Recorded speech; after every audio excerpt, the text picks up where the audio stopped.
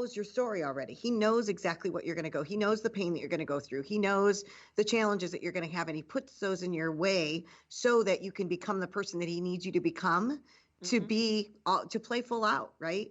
And so I loved it that day that you were here and we had the chance for you to share those stories, because I know the challenges that I've gone through and the battles that I've come on the other side of, but it was so Hmm. great to actually share, to have you share those stories with me, because it's just nice to have somebody else to know, yep, it affects me in that same way, or yep, I've Exactly. had those breakthroughs. It's like iron sharpens iron, and the whole Yeah, thing is going through the fire. I mean, God has to put you through the fire to get you to like the clay that He wants you to become. And otherwise, if you aren't molded, then you can't kind of reach that final product and the beauty of what He's trying to make us into. So that's right. That's right.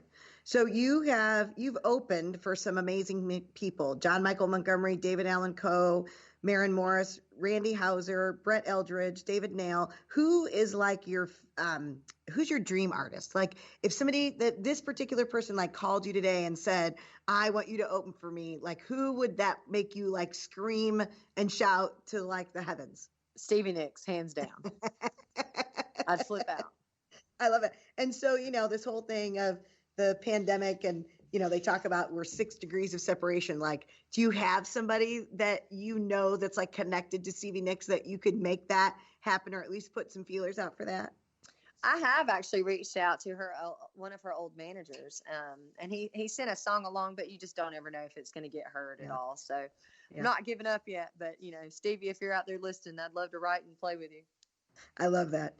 And so, where do you see yourself in 5 years?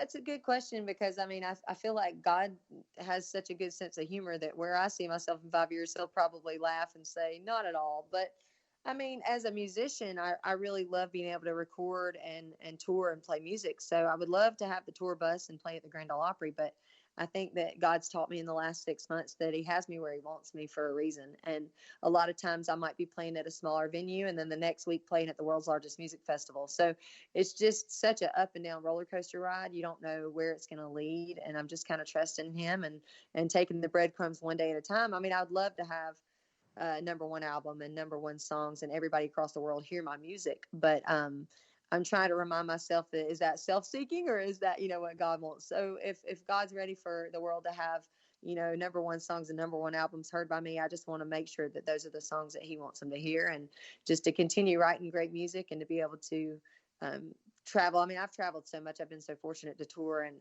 I've not played in Antarctica yet, but that's pretty much the only continent I hadn't gotten to. So across the U.S. and being able to perform events and share my music, something that I always want to do. I'd love to maybe have a family if that's what God's will is for my life, but I also just want to kind of keep on walking in His footsteps instead of, making a rash decision or doing something that's not the right thing long term.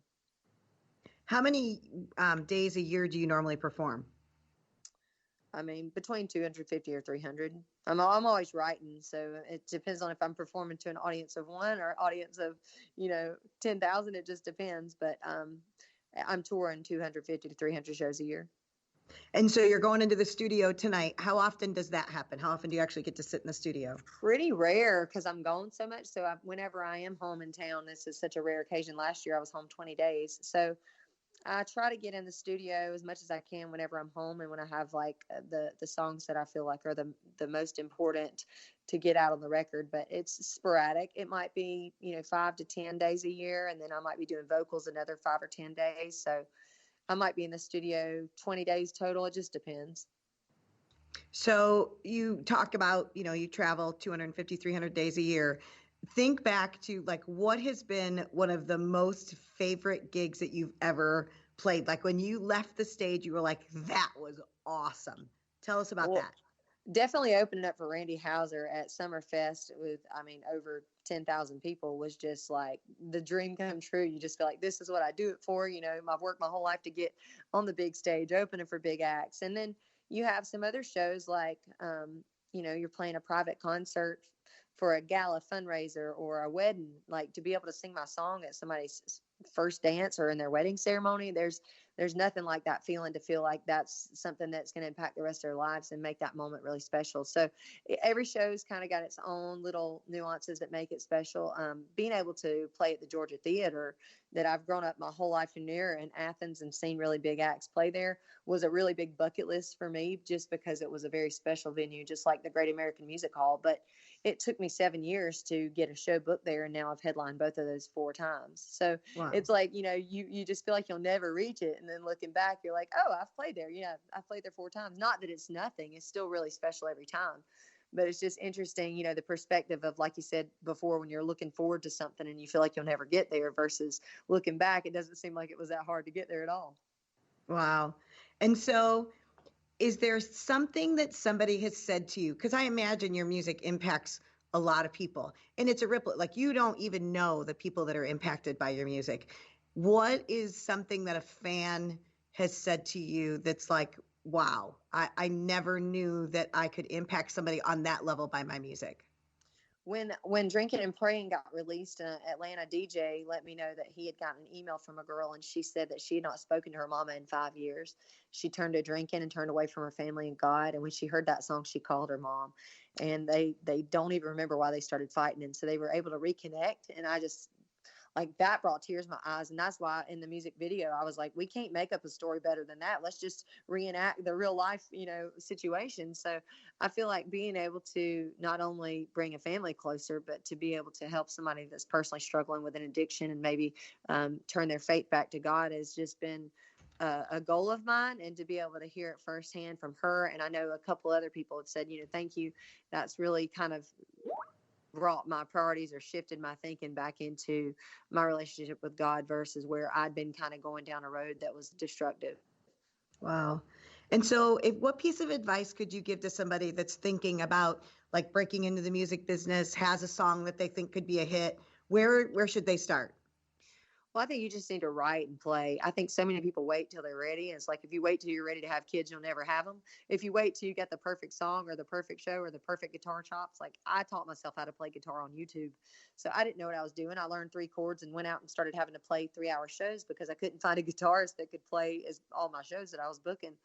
And for a lot of people, I think they're intimidated or they want to make sure it's right. But for me, it's just like, write as many songs as you can, play as many shows as you can. You're just going to get better and better with writing more. Like, practice makes perfect, but also surrounding yourself with positive team members and people that you aspire to be like, or people that encourage you, or people that love you. I mean, it's always important, no matter what career you're in, to be able to have that network of people that are going to encourage you and to be your best you and best version of you, because it's real easy in the music industry to get drugged down by the negative thoughts, the criticism, the drugs and alcohol, a lot of other temptation that might not be a positive long term.